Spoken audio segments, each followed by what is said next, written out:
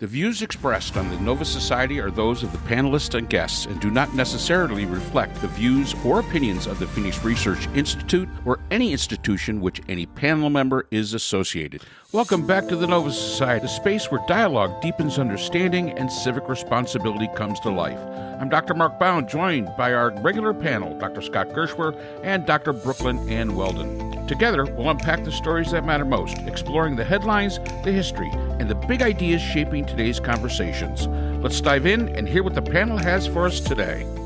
Today we have a question from Brian, who is from Johnson City, Tennessee.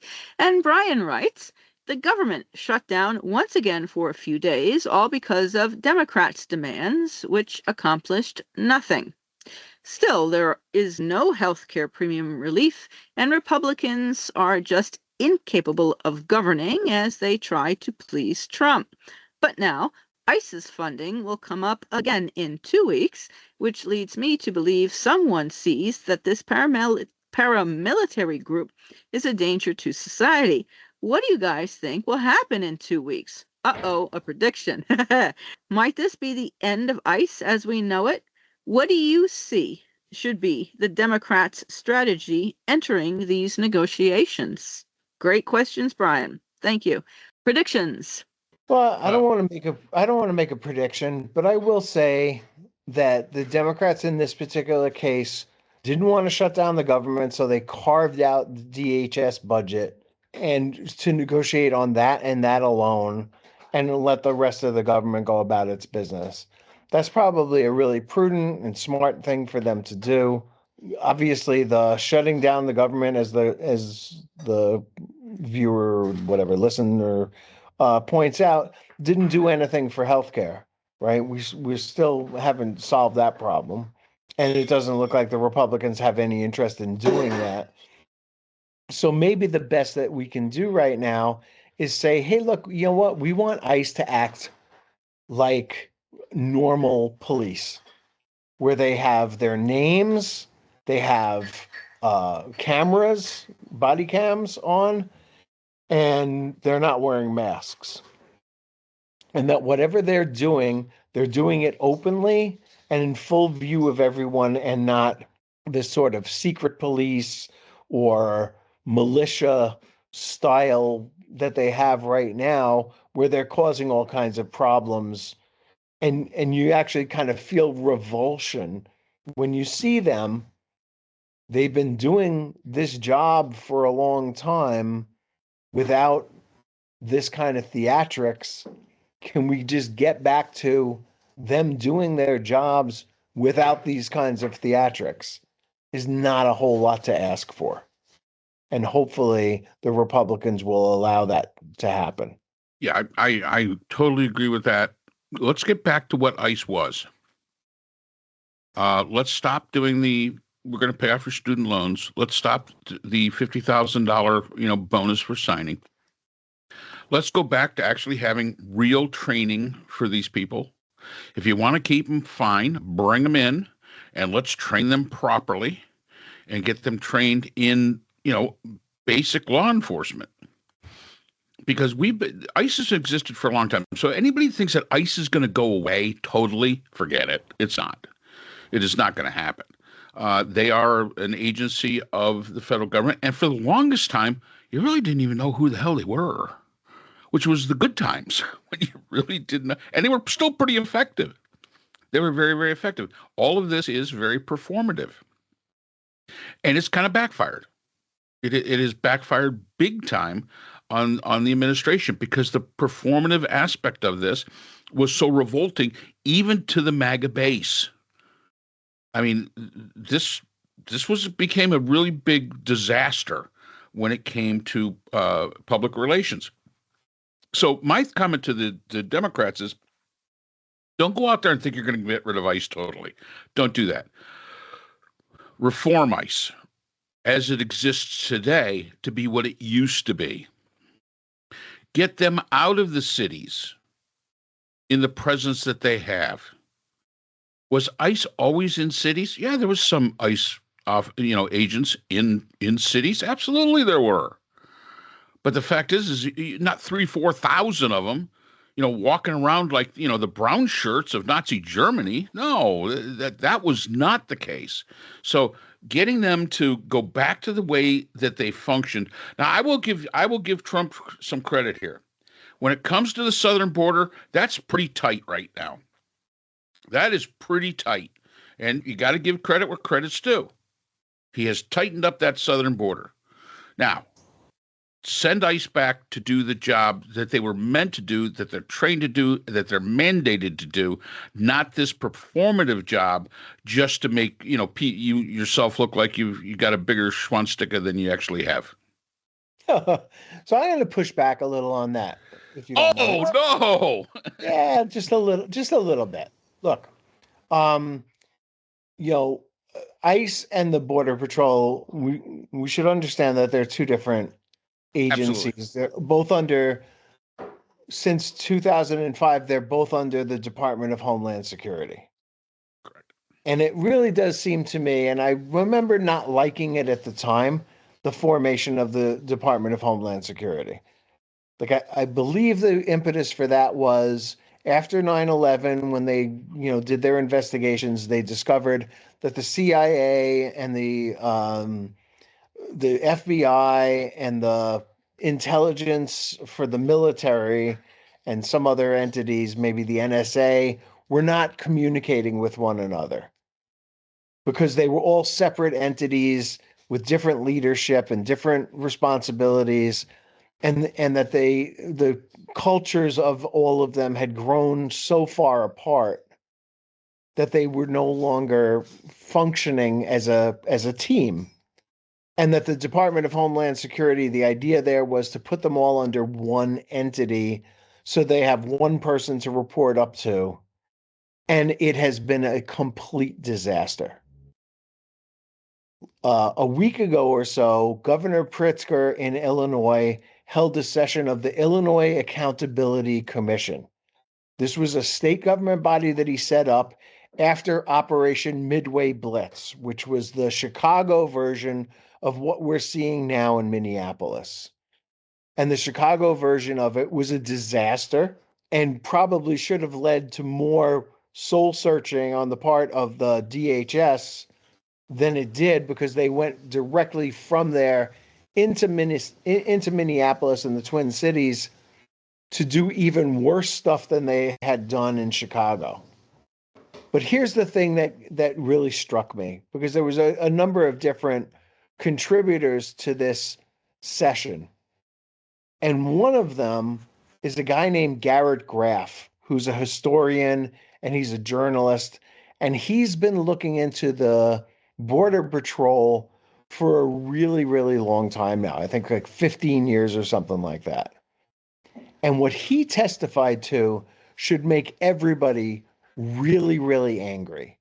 And what he testified to was the fact that the Border Patrol, not ICE, the Border Patrol, has been the single most criminal entity in the United States. They basically function as a gang, and that they are destructive, they are scandalous, they are corrupt. And the numbers that he gave were almost unbelievable, but he says he can back them up. Listen to this. Criminality inside the Border Patrol is so rampant that one of its own agents or officers has been arrested every 24 to 36 hours since 2005. According to their own discipline reports, over this 20-year period, right? 2005 to 2024, that's the last year that the numbers are available. Over 4,900 officers and Border Patrol agents have been arrested, some of them many times. And in 2018 alone, a single Border Patrol employee was arrested 5 times. How about this for a statistic? This is pretty wild. The number of Border Patrol agents and officers who have been arrested for criminal acts would add up to be the nation's 4th largest police department. equal in size to the entire Philadelphia Police Department. How about that? Wow. And here's the cherry on top, okay? The crime rate amongst Border Patrol agents and officers is higher per capita than the crime rate of undocumented immigrants in the United States. Graff believes that the culture of both ICE and CBP have been fascist secret police since 9/11, sort of entitled and enabled to do things that other law enforcement entities would never even consider doing, which includes openly taking bribes, which includes robbing people, murder, all kinds of crimes, every kind of stripe of crimes, stealing cars, all sorts of stuff. And that all they were really waiting for was a leader to come along and say, let's slip the dogs of war, and that they were going to go after it. And so, look, we're in a period of time. We know that the ugly AF bill law made ICE the 17th largest army in the world, and it's all inward focused. We also know that they're getting state-of-the-art Palantir surveillance equipment that makes them highly capable, more so than any other law enforcement agency in the world. And that we've got like 2 weeks for Congress to get their act together and start making serious reforms on how they conduct their business, or we're going to have a basically lawless Border Patrol and ICE under the direction of Tom Homan, who we've mentioned here numerous times as not being the voice of reason, but being rather a guy who was recorded by the FBI taking a bag of $50,000 in it from the FBI undercover, and who promised to help what he thought were businessmen get government contracts with the Trump administration. A highly corrupt and criminal man at the head of this entity is going to be effing scary. And we've got basically Congress has 2 weeks before this funding thing comes up to make them more compliant with the law than they have been. And I'm not making a prediction about what happens, but that was the idea behind this 2-week period where the government is funded, but they are not. And they should not be if they're going to conduct themselves the way they have been. Okay, well, I'm going to push back too. I totally agree with you, Scott, as far as what has to happen at ICE, but it's not going to happen in 2 weeks. And the Congress just simply cannot move that quick, and that's too radical a change to get past those Republicans.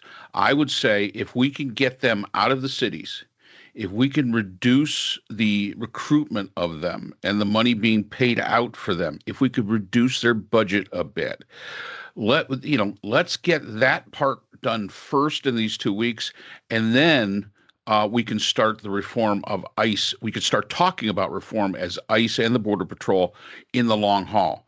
This is something that has been a systemic problem, as you point out, for years. It is not something that they're going to be able to solve in 2 weeks, but they can solve, in my opinion, they can solve the issues that are more recent. The Midway thing in Chicago and what's going on in Minneapolis, and I have not heard a thing about what's going on in Portland, Maine yet. But the fact is that if we can get that curtailed a bit right now, I think that would be a step forward. This is, again, I totally agree with everything that you're saying, what has to be done.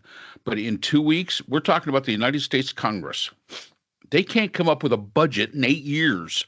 To have them come up with this big of a change to an agency in 2 weeks, I think is a little bit too much to ask of their limited abilities, but they can reduce the funding, reduce the numbers, and get them the hell out of American cities and what we've seen in the past few months. I think that we can see that. But I wish that you were right. I wish they could, really in that 2 weeks bang out all of this. But I just don't see something happening on something that quickly on something that's been a systematic issue for so doggone long. Isn't ICE continuing to operate because it has a slush fund? Or are they just standing around and doing nothing? And yeah, you are both correct. There is absolutely no way under the sun for an organization to alter its culture and its operating principles as quickly. Certainly, I mean that would take years. Well, and if you're gonna alter a culture, you got to alter the personnel. Oh, absolutely. I mean, that's all there is to it. Yeah, you've got to go through the personnel needs to be replaced. One by one. And is Tom Homan the right guy to do it? Absolutely not. Is any of them? Kristi Noem the right one? No, absolutely not. Unfortunately, that's what we're stuck with right now until somebody impeaches somebody, which God knows, who knows if that'll happen. But the fact is that the Democrats, instead of trying to go for the touchdown and go for the hero shot, which would be great if they could do it, my comment is let's go for first down. Yes. Let's get first down. Let's just move the chains this time around, because you've only got 2 weeks to do it. Let's move the chains 10 yards and then take this up again and continue moving the chain. Again, steady progress. But as you said, Brooks, if you're going to change a culture, you basically got to change not only the top, you got to change everyone in the organization. And this is something that exists throughout the organization. And like I said, I don't see the Congress being able to do anything like that in a 2 week time. Oh, anyway. No one can do anything like that. That takes a very long time. And you're talking about the two agencies. You're talking about ICE and the Border Patrol. But even though ICE's funding has been halted, my understanding was that there was a slush fund or some money somewhere that allowed them to continue their operations, or are they standing down and sitting around and doing nothing? Well, they're probably not sitting around doing nothing and not getting paid. Right. The question is, are they deemed one of those indispensable agencies? Yeah. Because even when the government shuts down, certain agencies within the government continue to function for a period of time. And this is, again, it's only 2 weeks. So, it all depends on how they're classified. I thought they were still active, still doing. That could very well be. Again, they could be in that classification that, they're a necessary part of the government, that keeps open and keeps working. But again, we're talking about 2 weeks, and I think my strategy to the Democrats would be very, very simple. Just move the chains 10 yards. You got 2 weeks to do that. You should be able to accomplish that. I wish you could go for the touchdown like Scott's talking about. I truly do. I really do. But not with the people that you've got in place in the administration that are going to be in charge of this, number one. And number two, not if you keep the personnel that you've got, because this is a culture. This is a culture of that they've, some of these people have been in it for a very, very long time. I remember seeing the guy on the horse that was chasing some Mexicans. He was on the horse with his lasso. And I mean, it's the cowboy mentality that exists in the Border Patrol in a lot of cases. And I'm not saying all the Border Patrol. We're not talking about all the Border Patrol, but there's a large portion of them, as Scott has pointed out, that really need to be reined in and gotten rid of.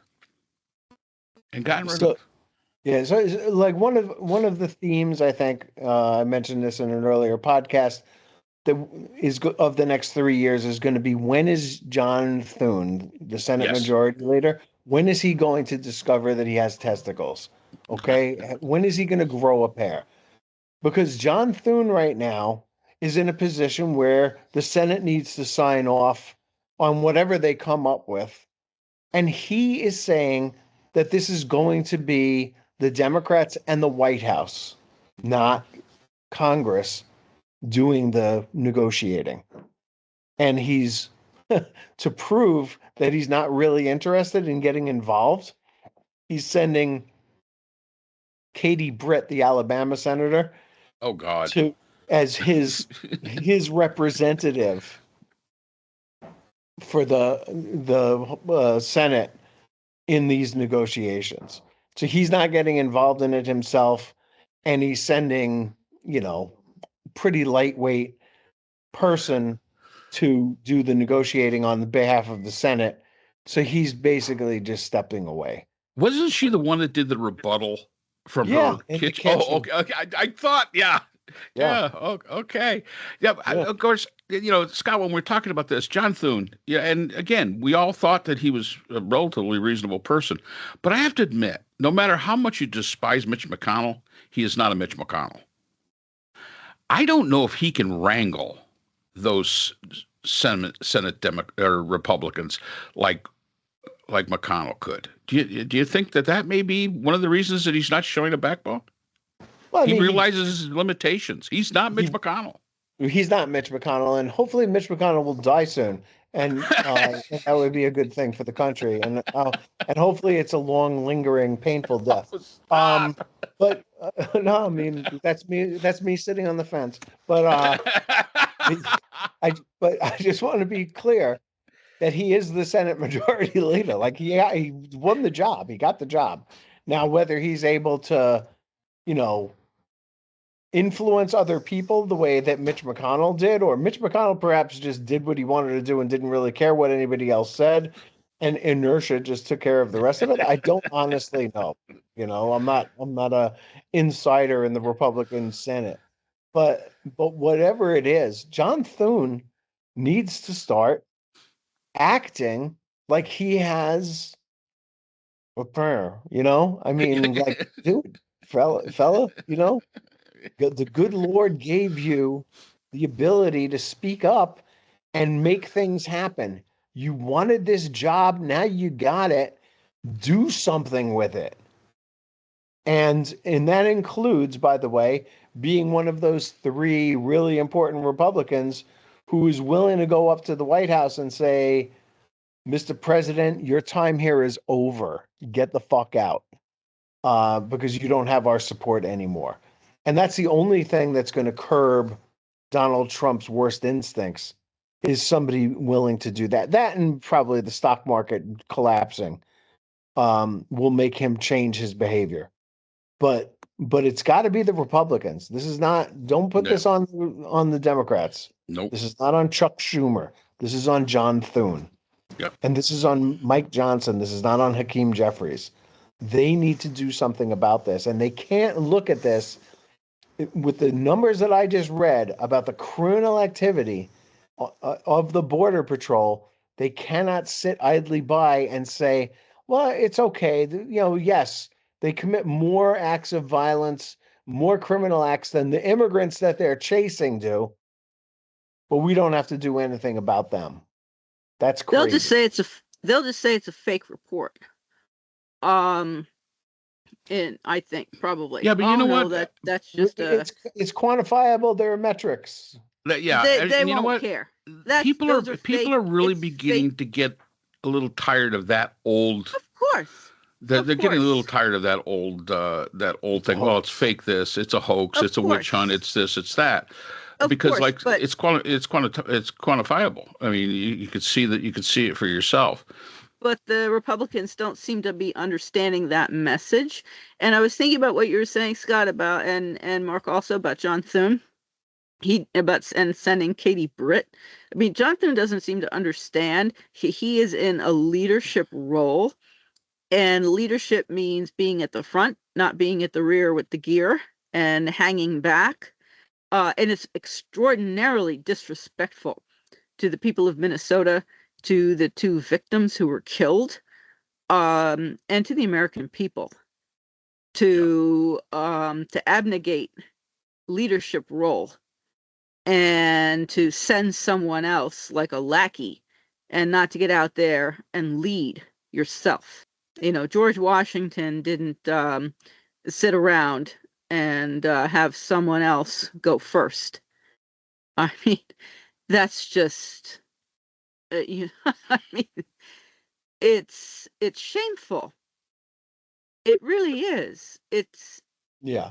I mean, to be fair, Katie Britt is the chairperson of the Senate Homeland Security Committee. So it's not like she doesn't have a role to play here, but John Thune is the majority leader. He needs to be the one to step forward here and get something done. Whether he does it through her or whether he does it himself, that's style points to me. What I really think needs to happen here, though, is that look, take off the goddamn masks and put your name on the uniform. Wear the camera and keep it on. Yep. Those are fairly good first steps that might get you funded. And then, maybe after that, they could start holding hearings like Pritzker did in Washington, D.C., and have people come up and say, this is basically a criminal entity that needs reform. And let's go about that hard work of getting that done. And so I'll grant you, Mark, you might be right. I mean, moving the ball 10 yards is better than not at all. It's better than a sack. and it makes no sense to lose yardage in this particular case because you're not helping anybody. But they do need to understand that these are arrest records are quantifiable. Yep. And if you can count the number of agents of a particular agency who have been arrested for crimes and it's this bad, you need to do something about it. Yeah. Yep. He's sending up the leader of the presidential prayer team.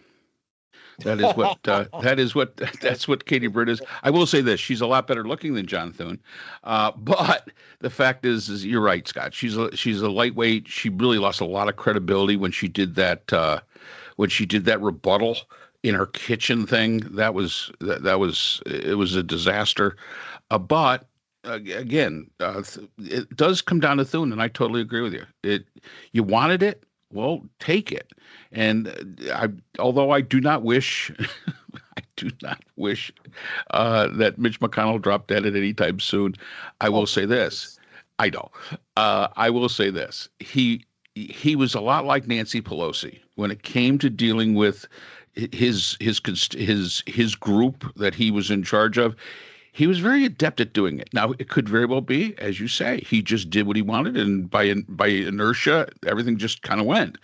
But the fact is that John Thune has shown that he is not the political savvy operative that maybe we could credit. The one good thing we could credit Mitch McConnell for, even though everything that he did was probably absolutely abhorrent. But hey, it is what it is. All right, next one there. What do we got next there, Brooke?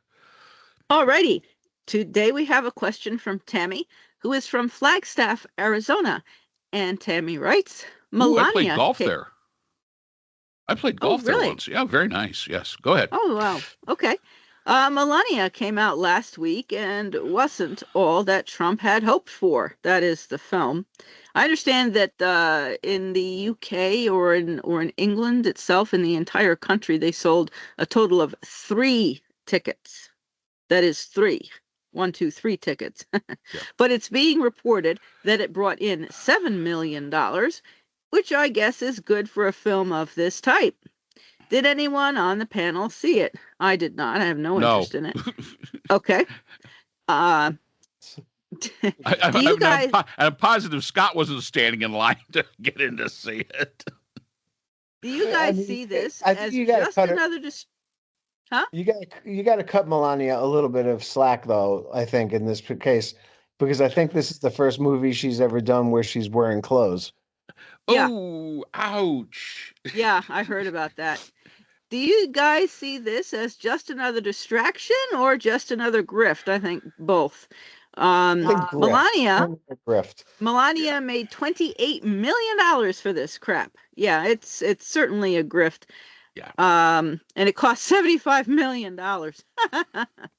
Well, yeah, but for somebody like Jeff Bezos, who basically bankrolled this whole thing, that's chump change. And he's trying to keep Amazon on the good side of the federal government, and this is a good way to do it. Yeah. Although I will say this, since yesterday's our last podcast, I am going to start removing when writers like to pick on Scott a little bit. I will never put on something about Scott sitting on a fence, because he has proven over the last 3 sessions that he will not be sitting on the fence on these. No, but yeah, this is saying it's a distraction. You were saying that Bezos is gutting the Washington Post, so I wonder if he's trying to make up for some of his lost income. Well, no, I mean, he's doing the same thing there. Once again, I think he's gutting the Washington Post because it's been a thorn in Trump's side until the time that Scott basically decided to end his subscription, which I totally understand. If the New York Times did the same thing, I wouldn't be subscribing to them either. And yes, it did very badly in England. It did even worse in Australia, where basically they just pulled it from the theaters. But it was kind of an interesting take. It was Chris Chisilla, who used to be with CNN. He has his own channel now, that basically said that this is a Rorschach test for the American population. Those who went and saw it, and then those who absolutely would not. And I thought that was a very interesting take by Chris. It really was. It's an insight. There were some theaters that were packed in certain areas because they're the MAGA base. This is Ava Braun of MAGA, and there was some places that the only people that bought tickets were the critics that went to see it. In fact, I saw one that was in New York, actually.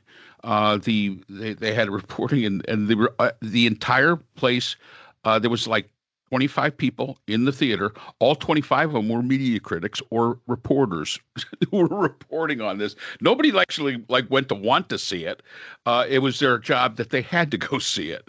So yeah, it was also reporting that some Republicans and Republican organizations bought tickets in mass and then tried to give them away and found out that they couldn't. But ticket prices, how much a film makes isn't based upon who actually shows up and sits in the seat. It's by how many tickets it sold. So, the 7 million might be a little off as far as the metric as to how well it did, but it is. It's considered a documentary, and usually these documentaries don't do that well. I think it beat Wings at Flight, which was about, I don't know, cranes or something. It just beat that out. So hey, look at that! You beat that out. But this was basically propaganda. This was absolute propaganda, and yeah, she got $28 million for it. So you take it what you want. So Tammy, I think all of us agree that it was grift. I think all of us agree that we didn't go see it, and we wouldn't have gone and seen it, and that this is, it's exactly what it appears to be. Yeah. I think that's all Melania deserves out of us. Yeah, it's I mean, I listened to the trailer on the I think it was on the Chris show that you mentioned, or on the LBJ, the British radio show, and they played the trailer, and Melania was saying everybody wants to know, and I'm thinking, what? No. Who is everybody? I'm certainly, I don't care. I never thought about it. No, I don't want to know. In fact, LBC's comment was a lot like Scott's. That this is the first film. This is the first film made by a hooker that made money while they had their clothes on. So yeah, that was exactly. Again, that's the British leading British conversation, LBC, that said that. And funny at the time, but hey, it is what it is. All right, that's enough for Melania. Yep. She's done. Next. And that's all the time we have for today's episode. The Nova Society is a production of Nova Society Media, a division of the Phoenix Research Institute. We want to thank our production partners, Buzzsprout, who hosts the Nova Society, Audacity, our editing team, Apple Podcasts, the largest source of podcast and music online, Spotify, the most popular platform for the Nova Society, and iHeartRadio, your destination for all things music and podcasting. The Nova Society is available on all of these and other quality platforms listed in our description. And most importantly, we want to thank you, our listeners. Without your support, the Nova Society could not be possible. If you haven't already, please consider subscribing on the platform of your choice. It's easy, it's free, and helps our channel grow. For questions or comments, you can reach us at nova.society.podcast@gmail.com. So on behalf of Dr. Brooklyn Ann Weldon, Dr. Scott Gershworth, and all of our production partners here at the Nova Society, I'm Dr. Mark Bound. Remember, the true power of society is knowledge. Thank you for listening, and we hope to see you again next time. Hi, everyone. This is JJ, the co-founder of Good Pods. If you haven't heard of it yet, Good Pods is like Goodreads or Instagram, but for podcasts. It's new, it's social, it's different, and it's growing really fast. There are more than 2 million podcasts, and we know that it is impossible to figure out what to listen to. On Good Pods, you follow your friends and podcasters to see what they like. That is the #1 way to discover new shows and episodes. You can find Good Pods on the web or download the app. Happy listening!